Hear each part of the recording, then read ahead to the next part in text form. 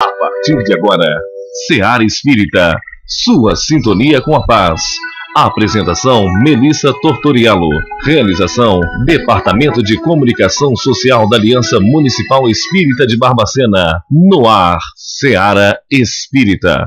Bom dia, querido ouvinte. Começamos agora o nosso programa Seara Espírita, diretamente dos estúdios da Rádio Correio da Serra, para chegar até seus corações, levando um pouco mais da mensagem de Jesus à luz da doutrina espírita. E nessa manhã de hoje, véspera de Natal, estamos aqui ao vivo nos estúdios da Rádio Correio para falarmos um pouco mais sobre essa data, uma data tão importante para nós, cristãos, que temos Jesus como referência, como modelo, como guia de toda a humanidade. Então acompanhe com a gente no nosso programa Seara Espírita de hoje, o nosso tema de hoje, então, Natal com Jesus. Acompanhe com a gente. Mas antes convido vocês para fazermos a nossa prece, elevarmos nossos pensamentos a Deus, nosso Pai de infinito amor e bondade, causa primeira de todas as coisas. A Jesus, modelo e guia da humanidade, nosso irmão maior. Aos nossos benfeitores espirituais, mentores de luz, que nos amparam, que nos iluminam na nossa jornada terrestre. Pai amado, nossa prece neste findar de ano é de agradecimento. Agradecemos, Senhor, por todas as bênçãos recebidas ao longo de 2016.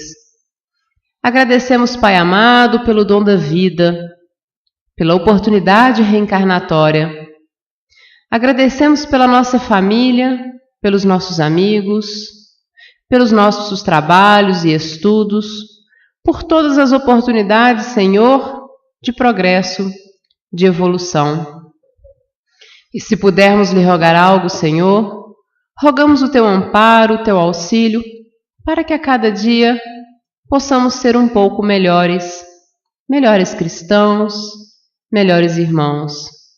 Que esta proximidade do Natal possamos tirar um momento em nossos dias, em nossos afazeres, para refletirmos sobre nossa existência, refletirmos, Senhor, se estamos verdadeiramente seguindo os passos de Jesus, se estamos realmente cumprindo com a nossa missão aqui na Terra de sermos um pouco melhores, se estamos amando, servindo, perdoando e amparando os nossos irmãos em caminhada. Mestre Jesus, obrigada por ser nosso modelo e guia e por trazer seu evangelho de luz aos nossos corações. Que possamos aprendê-lo, mas principalmente vivenciá-lo em nossas vidas. Que teu amor, que a tua paz envolva toda a nossa irmã humanidade, alcançando em especial aqueles nossos irmãos que mais sofrem, que passam pelas experiências da fome, da guerra, das misérias físicas e morais. Que estes irmãos possam ser abençoados pelo mais alto, que suas dores possam ser minimizadas e que haja esperanças de um futuro melhor a ser construído a partir de hoje. Seja conosco, Senhor Jesus, hoje e por todo sempre. Que assim seja. E no nosso programa especial hoje sobre Natal, Então é Natal, Nelson? É Natal. Nelson está aqui com a gente nos estúdios para a gente falar um pouquinho sobre esse tema e principalmente para a gente extrair dessa data, está se aproximando amanhã, muitas pessoas já comemoram, já fazem a ceia nesta noite, mas muito mais do que uma data de comemoração, de encontro familiar, é uma data que precisa ser refletida, que precisa ser repensada em alguns aspectos, e que a gente precisa, então, analisar um pouco melhor para vivenciar esse período de uma forma melhor, de uma forma cristã. Então, Nelson, para a gente começar o nosso bate-papo de hoje, já pergunto, faço a pergunta para a gente começar a envolver nesse tema e entender um pouco mais esse período que estamos passando. Afinal de contas, o que é um Natal? Um bom dia, Nelson. Bom dia, Melissa. Bom dia, queridos amigos ouvintes. Com alegria que a gente volta depois de alguns meses ao programa, encerrando pelo menos a minha participação esse ano. E com alegria maior ainda a gente vem falar sobre Natal, vem falar sobre Jesus. E nós poderíamos fazer essa pergunta para as crianças. E aí, o que é Natal? Quais são as respostas que a gente obtém? É dia de festa, é dia de ganhar presente, é dia do Papai Noel. Outros vão dizer que é dia de reunir a família, dia de beber e de comer muito, né?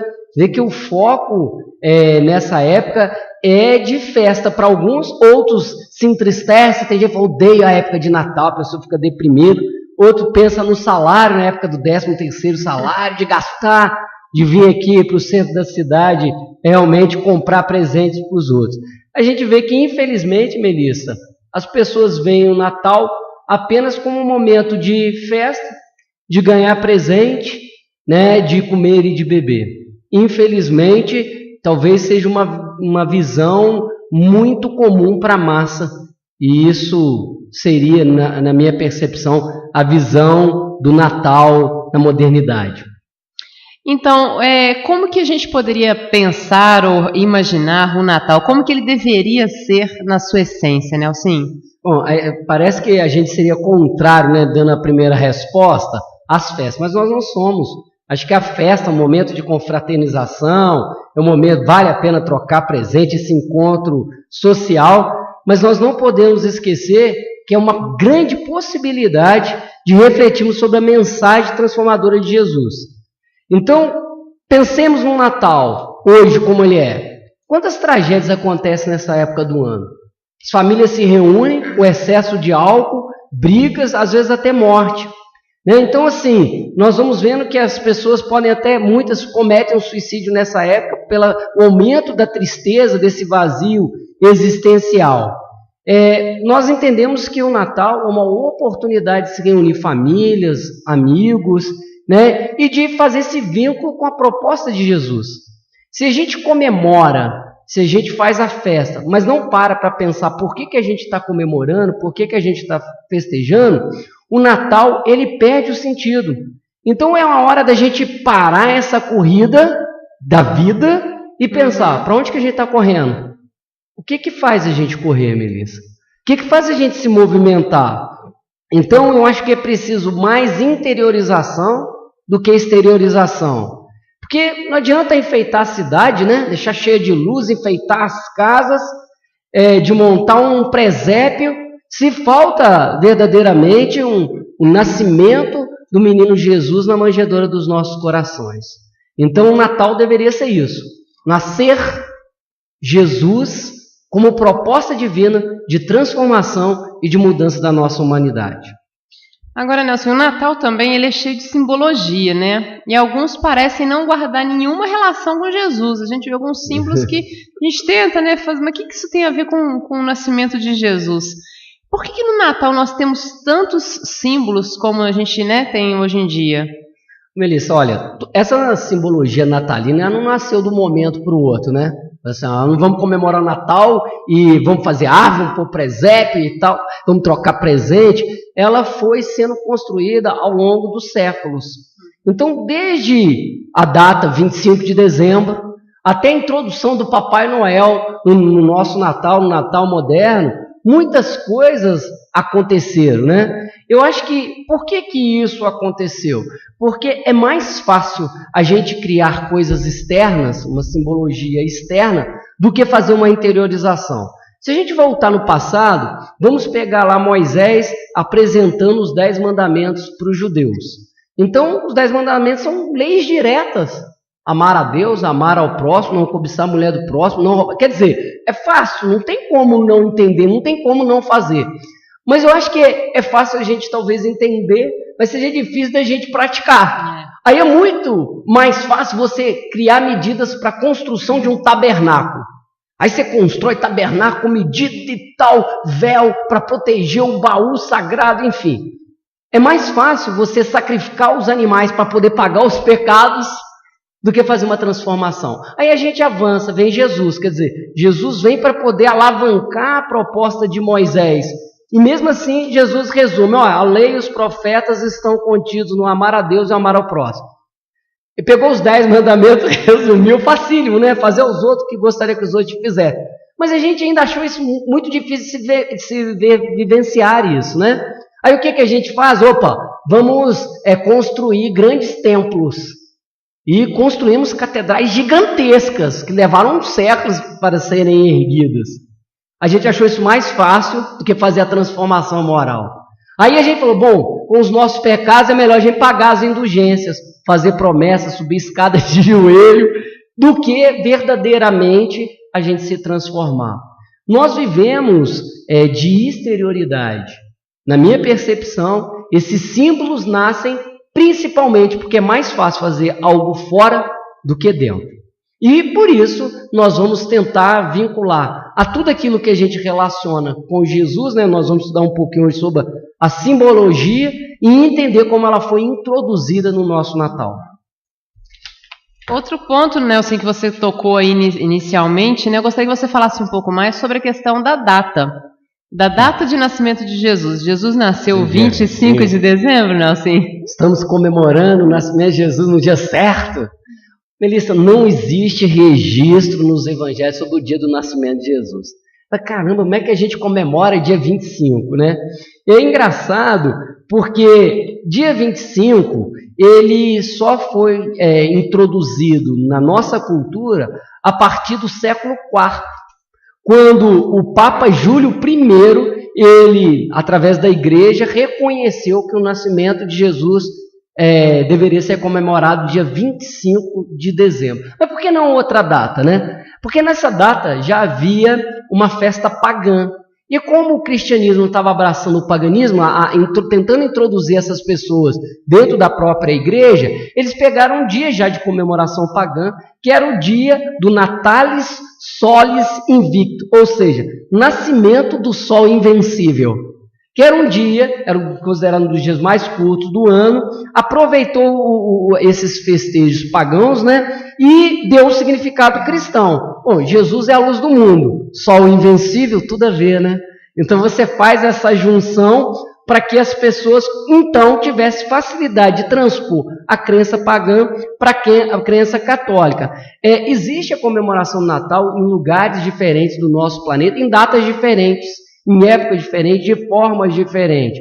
Então, mas o Natal ele seria aí, portanto, relacionado às tradições pagãs do solstício de inverno, o dia mais curto do ano, como nós já falamos, mas pensando em Jesus como o sol a iluminar a nossa vida, a luz desse mundo mesmo. Então existe toda uma simbologia por trás do próprio dia 25 de dezembro.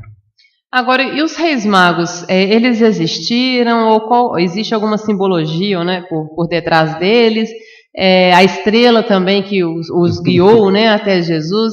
Explica um pouco para nós sobre isso. Poucas pessoas sabem a respeito, né, dos famosos 3 reis magos. A gente não entende muito bem essa história, não. Já consagrada aí pela tradição católica, né, nós vamos encontrar lá o Baltazar, o Gaspar e o Melquior, ou Belchior, como algumas pessoas chamam, né? Eles eram oriundos de diferentes regiões do mundo antigo. Ao contrário do que muitos pensam, eles não estavam viajando juntos, segundo algumas pesquisas históricas falam sobre isso. Cada um dos reis representava uma nação, daí a compreensão do significado da vinda de Jesus à Terra, né, de unir os homens. Cada um deles trouxe um presente ao rei dos judeus, né? Então Baltazar, que era oriundo da África, trouxe mirra para o menino. Um presente ofertado aos profetas. Então também tem um simbolismo por trás aí. A mirra é um arbusto originário desse país, onde é extraída uma resina para preparação de medicamentos. Gaspar, que partiu da Índia, o presenteou com incenso, que é uma alusão à sua divindade. Os incensos são queimados há milhões de anos, olha só que legal, para aromatizar os ambientes. Hoje muita gente ainda faz isso, né? Espantando incenso e energias negativas, além de representar a fé e espiritualidade. Melquior, que partiu da Europa, ofereceu ouro ao Messias, rei dos reis. O ouro sempre simbolizou aí a nobreza e era oferecido apenas aos deuses. Eles foram apenas mencionados no Evangelho segundo Mateus, onde se afirma que teriam vindo do leste para adorar o Cristo, nascido rei dos judeus. Como 3 presentes foram registrados, disse tradicionalmente que foram 3 embora Mateus não tenha especificado seu número. Mas olha como é que a tradição se cria, né, Melissa? É engraçado que nós vamos construindo a tradição baseado que alguém falou que era isso, e fica como verdade, sem ninguém pensar sobre isso, né? E é interessante que elas são figuras constantes em relato da natividade, e nas comemorações de Natal se estabeleceu, se monta um presépio hoje, a gente vê a figura dos 3 reis magos, né? E, quer dizer, não necessariamente que eles fossem reis. Agora, diz as tradições que eles seguiram uma estrela. Nós estudamos um pouco de astrologia hoje. Será que as estrelas são capazes de se movimentar para levar alguém da forma com que eles foram levados? Então, na verdade, muitas hipóteses são levantadas tentando explicar ou desmentir essa ocorrência. Primeiro, poderia ser uma conjunção planetária que ocorreu por volta do ano 7. Opa, Melissa, 7 anos antes de Cristo? Então ele não nasceu há 2016 anos atrás? Então, quer dizer, já não nasceu no dia 25. Agora você está me falando que ele não nasceu no ano 0 da era cristã. Isso tem a ver também com uma contagem errada feita por Dionísio, que mudou todo o calendário. Enfim, então, segundo alguns pesquisadores, houve uma conjunção planetária 7 anos antes da era cristã, né, que seria uma aproximação aparente de Júpiter e Saturno, que produziu no céu um ponto de brilho. Segundo o relato, dizem que o recenseamento, que também é duvidoso, teria ocorrido nesse período. Segundo, um cometa, para muitos antigos, representavam grandes catástrofes ou o nascimento de grandes homens. Então, eles poderiam ter seguido um cometa. Ou um fenômeno de luz produzido pelos espíritos. Né? Na doutrina a gente estuda sobre fotismo ou aparição luminosa, que é um fenômeno de efeito físico. Poderia ser isso? Então, à luz da doutrina espírita, a gente vê algo que seria mais racional, né? Os espíritos produziam um efeito e deslocar aquela luz para que pudesse guiar aqueles homens, né? Aí eu acho que fica mais fácil da gente compreender um pouco essa questão, né? Mais para a gente entender um pouco melhor essa questão da luz. Agora, e a ideia de se montar o presépio, né? Assim, de onde ela vem? E também a gente tem a árvore de Natal, né? Eu gostaria que você falasse dessas duas características importantes do Natal que as pessoas veem hoje, né? Que é o presépio e a árvore de Natal. A princípio, o presépio a gente ainda vê uma identificação com o Natal, né? Mas, e a árvore, né? Então vamos tentar entender isso, ó. De acordo com algumas fontes históricas, o primeiro presépio ele foi montado por Francisco de Assis, no ano de 1223. Ele montou um presépio com argila na floresta de Grécio. Né? A sua ideia era montar o presépio para explicar às pessoas mais simples o significado e como foi o nascimento de Jesus Cristo. Quer dizer, foi um método didático que Francisco de Assis criou para mostrar como é que teria sido o nascimento de Jesus. Agora, já no século XVIII, a tradição de montar o presépio dentro das casas familiares se popularizou pela Europa e logo seguida por outras regiões do mundo. Quer dizer, Francisco de Assis introduziu o presépio de forma pedagógica para que as pessoas entendessem, e isso se espalhou já séculos depois pela Europa e a gente introduziu as comemorações de Natal. Já o pinheiro, eu vou trazer aqui duas vertentes, né, duas pesquisas que eu fiz falando a respeito dessa tradição. Bom, o pinheiro natalino não possui nada de cristão, uma das fontes disse isso. Acredita-se também que ele é de origem pagã. Os povos germânicos cultuavam o carvalho sagrado de Deus Odin, o Deus menino, considerado demônio do mundo. Olha que coisa engraçada. O Deus Odin era representado pelos carvalhos e a seus pés eram colocados presentes para que as crianças pegassem. Muito parecido com o que acontece hoje em dia. A tradição natalina de enfeitar o pinheiro durante o Natal também relaciona-se a Cristo devido à sua perenidade. O pinheiro é uma árvore de grande resistência. Em uma das estações do ano suas folhas caem ou mudam de cor, mantendo-se verde e exuberante por todo o ano, assim como Jesus e sua vida plena, o permanente no coração dos cristãos. Olha que interessante. Primeira vertente fala isso, não tem nada a ver, mas cria-se um vínculo, uma festa pagã. Mas o segundo é muito interessante, a segunda tradição. Fala que caminhava lá pelo ano de 1530 na Alemanha, Martinho Lutero, na época de Natal, por uma floresta. E aí ele, observando as árvores, as luzes das estrelas, elas passavam pelas frestas dos galhos e tal, e ele ficou tão impressionado com aquilo que ele resolveu, para contar para a família, reproduzir o ato. Então ele cortou uma árvore, enfeitou para mostrar o brilho das estrelas. E aí teria sido essa segunda também possibilidade de que, a partir desse momento, as pessoas começaram a montar as árvores de Natal e vincular ao nascimento de Jesus. Olha só, como é que a tradição vai se construindo ao longo dos anos? E se você perguntar, Melissa, talvez a maioria das pessoas não sabe esse tipo de informação. Faz sem pensar. É muito comum da nossa cultura, né? Com certeza, né? Nelsinho monta, eu também monto, o outro também monta e vai montando sem saber o porquê, né? E isso vai passando de pais para filhos e de gerações a gerações, né? Agora, um outro personagem aí do Natal que também nos chama muita atenção, porque às vezes ele tem mais brilho do que o aniversariante, né? Chama mais atenção do que o aniversariante, que é o tal do Papai Noel. Nelson, como é que o Papai Noel surgiu, então, no Natal? Fala pra gente um pouquinho. Bom, primeiramente, segundo as tradições, o bom velhinho existiu mesmo. Mas não era nem gordinho, nem usava roupa vermelha. Vamos entender como é que ficou isso. E depois você vê que a Coca-Cola, ela eternizou o Papai Noel do jeito que é. Nós vamos entender isso. Quer dizer, hoje, se a gente comemora aquele Papai Noel rechonchudo, gordinho, de barbas brancas, bem velhinho, com a roupa vermelha, com o saco nas costas, foi graças à Coca-Cola. E aí as pessoas comemoram esse Papai Noel porque é o Papai Noel da Coca-Cola, sem saber. Bom, o verdadeiro Papai Noel chama-se Nicolau Taumaturgo, que foi um arcebispo turco. Esse religioso, ele costumava ajudar os pobres da cidade de Mira, colocando moedas de ouro nas chaminés das suas casas durante a época de Natal. Então, mais tarde, diversos milagres, nós vamos colocar aqui fenômenos, foram atribuídos a esse bispo. E a igreja o santificou, nomeando de São Nicolau. Sendo assim, sua imagem como símbolo natalino teve origem na Alemanha e de lá se espalhou para o mundo inteiro. Essa, de uma forma geral, nós vamos entender a história do Papai Noel assim.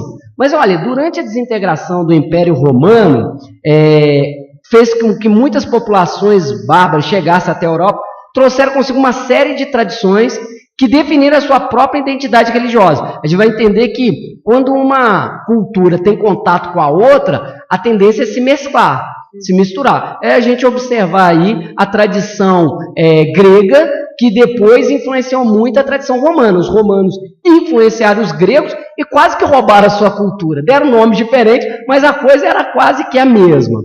Então, o que a gente vai encontrar? Que essas mudanças, né, no mesmo período da expansão do cristianismo, foi marcado por uma série de adaptações em que as divindades, festas e mitos das religiões pagãs, elas foram incorporadas ao universo cristão. Nós podemos falar aí da figura do Papai Noel, né? Que poucas pessoas sabem como é que ele surgiu. Quando os bárbaros tomavam conta do Velho Mundo, existia uma série de celebrações que tentavam amenizar as rigorosas temperaturas e a falta de comida, Melissa, que tomava a Europa nos fins de dezembro. Olha só, já outra vertente, né? Foi nessa situação em que apareceu a lenda do Velho Inverno, um senhor que batia na casa das pessoas pedindo por comida e bebida.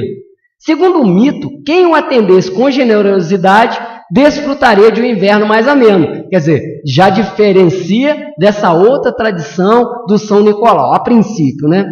A associação entre o Velho Inverno e São Nicolau apareceu muitas décadas depois, né? De acordo com os relatos históricos, né? Esse São Nicolau foi um monge que ajudava muitas pessoas. Nos fins do século XIX, o desenhista alemão Thomas Nast teve a ideia de incorporar novos elementos à imagem do Bom Velhinho. Para tanto, Melissa, ele publicou na revista norte-americana Harper's Weekly o desenho de um Papai Noel que, para os dias atuais, mais se assemelhava a um gnomo de floresta. Olha como é que nasceu. Com o passar dos outros natais, ele foi melhorando o seu projeto original, até que o velhinho deu uma barriga protuberante, boa estatura e abundante barba branca. Apesar das grandes contribuições oriundas do experimentalismo de Nast, temos ainda que desvendar a origem da sua roupa avermelhada. De fato, vários desenhos já haviam retratado o Papai Noel com trajes das mais variadas formas e cores. Contudo, em 1931, que Randall Sundor, contratado pela empresa de refrigerante Coca-Cola, bolou o padrão rubro das vestimentas do bom velhinho. Com o passar do tempo, a popularização das campanhas publicitárias da marca acabaram estabelecendo o padrão do Papai Noel. Então, olha como é que existe tantas histórias dentro de um símbolo, né? Tantas vertentes, tantas percepções. Então a gente fala, o Papai Noel, as crianças adoram ver o Papai Noel, sentar no colo do Papai Noel, pedir presente para Papai Noel. Tem noção, Papai Noel? Por que Papai Noel? Né? Então a gente tenta desvendar isso hoje no programa. Com certeza. Outro dia eu vi uma menininha muito engraçadinha. Ela perguntaram para ela, o que o Papai Noel vai te trazer de presente de Natal esse ano? Aí ela virou e falou assim, Papai Noel eu não sei, porque Papai Noel tem muita coisa para levar para outras crianças carentes, mas o meu pai vai me dar uma bicicleta. Achei tão bonitinha ela falando, ela se preocupar com as outras crianças, mas não, ele tem muitos presentes para levar para outras crianças, mas o meu pai vai me dar uma bicicleta. O interessante, Melissa, é pensar como é que as famílias fazem questão de estabelecer esse mito. E existem pais que não aceitam você falar para a criança a verdade. Eles querem trabalhar esse mundo mítico, imaginário, e acredito muitas vezes seja uma coisa boa, né? Então, assim, nós temos que pensar, será que esse é o verdadeiro sentido do Natal? Quer dizer, Papai Noel é mais lembrado que Jesus. Será que é essa a proposta do Natal? Isso aí realmente é algo para a gente refletir, né? Às vezes o aniversariante acaba ficando mais esquecido nessas comemorações natalinas, e isso realmente é um pouco preocupante. Bom, voltando aqui com o nosso bate-papo com o Nelson, nós estamos falando sobre o Natal. Nelson, você falou sobre o Papai Noel, a árvore de Natal, as suas origens, né? Agora, nesse mundo tão capitalista que a gente vê, né? A gente sai nas ruas nesse período, um grande número de pessoas preocupadas em fazer compras, em comprar presentes, em distribuir presentes, em comprar muita comida. Os supermercados, então, é impossível da gente entrar nos supermercados, né? Aquela multidão de pessoas em busca do material. E nessa situação que a gente vive, seria possível resgatar o verdadeiro espírito do Natal, aquele espírito lá da manjedoura, da humildade, da simplicidade que Jesus nos trouxe com a sua vinda? Melissa, talvez seja um ponto principal da nossa conversa. Estive lendo recentemente um livro que não é espírita, é um best-seller internacional chamado Sapiens. O autor, Harari, ele faz uma análise a respeito das revoluções que nós, como homens, traçamos nos últimos 70 mil anos. E ele vem falando que a primeira revolução é a revolução intelectual. Com a revolução intelectual, a ciência não consegue explicar como que o cérebro do Homo sapiens se transformou e ele conseguiu aprender, desenvolver habilidades e desenvolver toda a sua capacidade criativa e tal. Ele vem mostrando que a mudança ocorreu e com ela, principalmente essa mudança, ele fala de 3 revoluções, vamos pontuar. A revolução cognitiva, a revolução agrícola e a revolução científica. Então, a revolução cognitiva, mais ou menos 70 mil anos. A revolução agrícola, mais ou menos 12 mil anos. E a revolução científica só tem apenas 500 anos.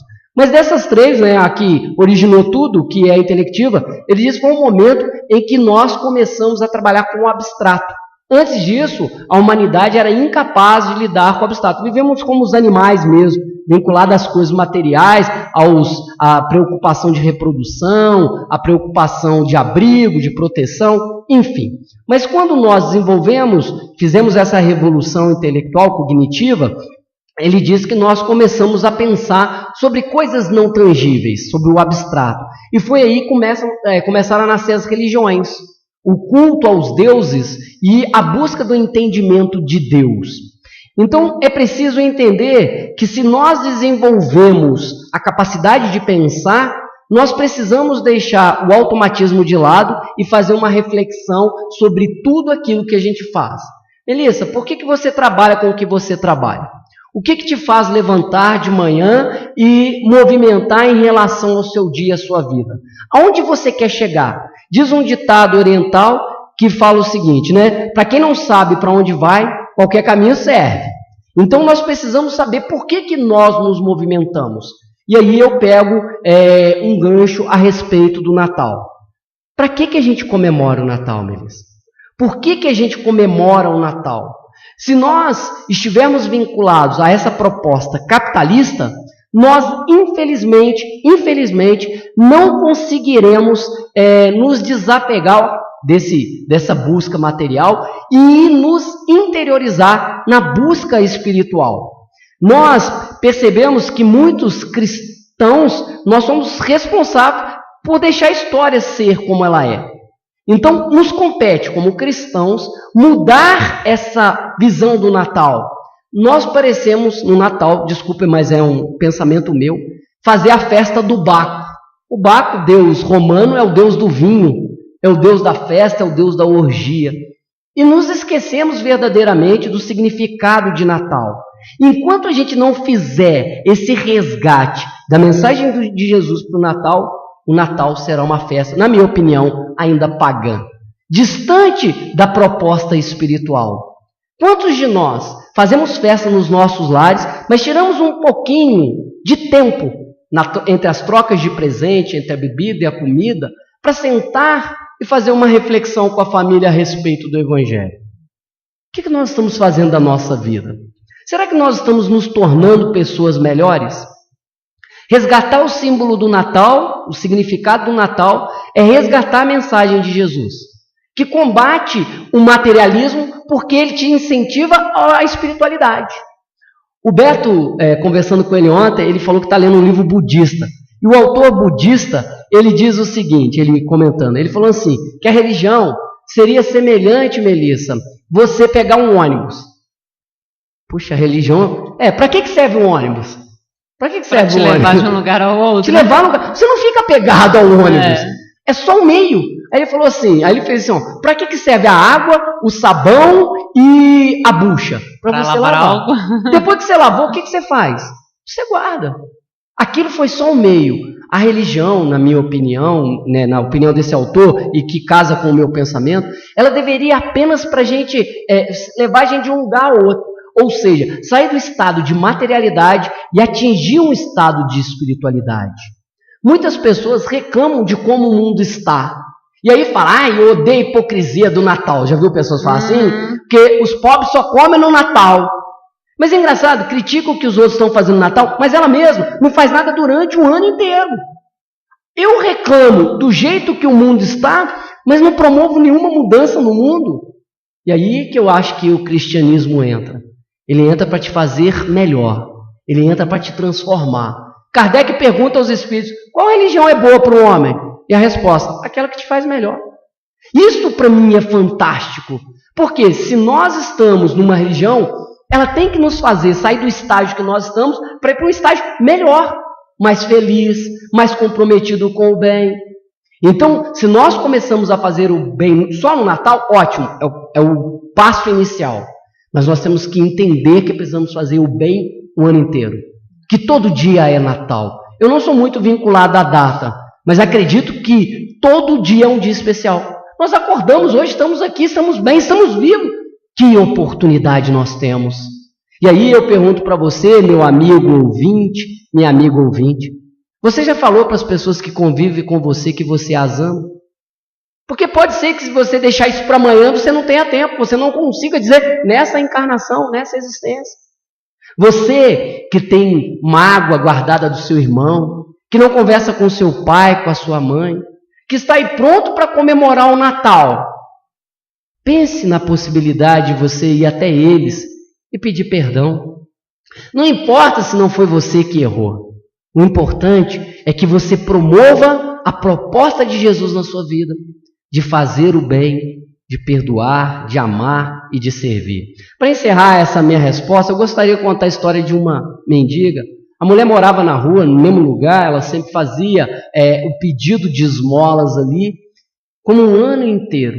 E um jovem executivo, bem trajado, na época do Natal, passou perto dela e ficou revoltado. Como é que alguém poderia viver naquelas condições? Como é que Deus permitia isso? Será que Deus não faria nada para mudar aquilo? Onde estava Deus? O que Deus estava fazendo para mudar a situação daquela pessoa? Jesus não veio à Terra para falar de amor, para mudar a trajetória humana? O que Deus estava fazendo? E ele foi com essas indagações internas. Quando ele chegou em casa, vendo a sua mesa farta e lembrando daquela mendiga, mais revolta ele teve. E ele perguntou, indagou a Deus: Deus, o que o Senhor fez para poder mudar a história daquela mendiga? Como é que eu posso comemorar o meu Natal? E aí uma voz lhe falou: eu fiz você. É a você que eu estou dando o poder de mudar o mundo. É a você que eu estou dando a chance de estender a mão e diminuir o sofrimento dos outros. Nós esperamos muitos milagres, Melissa, sem entender que a vida é o nosso milagre. Sem entender que Deus está nos dando oportunidade, a cada momento, de construir um mundo melhor. De fazer a diferença. De falar com brandura. De falar com carinho. De falar com sinceridade. De viver de acordo com os propósitos sublimes da vida. É uma grande chance que nós temos. Então, você que me ouve, meu amigo, minha amiga, pense nisso. O mundo está do jeito que está, mas Deus fez você para melhorar o mundo. Excelente reflexão, Nelson. Realmente, se a gente quer mudar o mundo, a gente precisa começar a partir de nós. Se a gente quer um mundo melhor, né, a gente precisa começar a construção desse mundo a partir de nós próprios, né? Agora, como que a gente poderia se posicionar diante daquelas pessoas que acham que Jesus não existiu, que o Natal é uma grande bobeira, né, que essas comemorações são desnecessárias? Como é que a gente poderia se posicionar? Bom, Melissa, primeiramente a gente respeita as diferenças, é um primeiro princípio. Mas se a gente pegar historicamente, é mais fácil provar que Jesus existiu do que Sócrates, que também é aceito por muitos, né? Os dois não deixaram nada escrito, outros escreveram por eles. Mas nós temos na historiografia judaica, o Flávio Joséfo, que fez vários registros que apontam a existência do Cristo. Mas apesar dos apontamentos históricos, eu gostaria de lembrar Augusto Cury. Augusto Cury, escritor, psicanalista famoso hoje no Brasil e no mundo, né? Tem até um dos seus livros que virou filme agora. Ele que era ateu se transformou em cristão fervoroso, né? Ele escreveu uma série de livros chamada Análise da Inteligência do Cristo. E para falar sobre esse livro, uma vez perguntaram a ele como é que foi essa mudança. E ele falou assim: depois de muito estudar e refletir, eu cheguei à conclusão que Jesus existiu de verdade. E aí o repórter perguntou: mas como? Ele falou assim: porque Jesus foge totalmente ao imaginário humano. O homem seria incapaz, principalmente naquela época, de criar alguém como Jesus. Foge ao intelecto humano. Tanto é porque Jesus quebra todos os paradigmas do comportamento. Jesus está acima de todos os homens que passaram pela humanidade. A sua proposta ela vai além de qualquer outra proposta. Tem uma das falas de Napoleão Bonaparte, beirando a morte, ele fala que ele e todos os Césares, né, que passaram por esse mundo, tentaram transformar a história com guerra. Mas nenhum desses reis, nenhum desses homens poderosos marcaram tanto a história da humanidade como Jesus, um simples carpinteiro. Realmente, não dá para a gente pensar que ele não existiu, né? A sua vida foi muito marcante. E Jesus é a biografia mais lida no mundo inteiro, né, Nelson? Mais de 500 mil biógrafos. 500 mil pessoas escreveram sobre Jesus.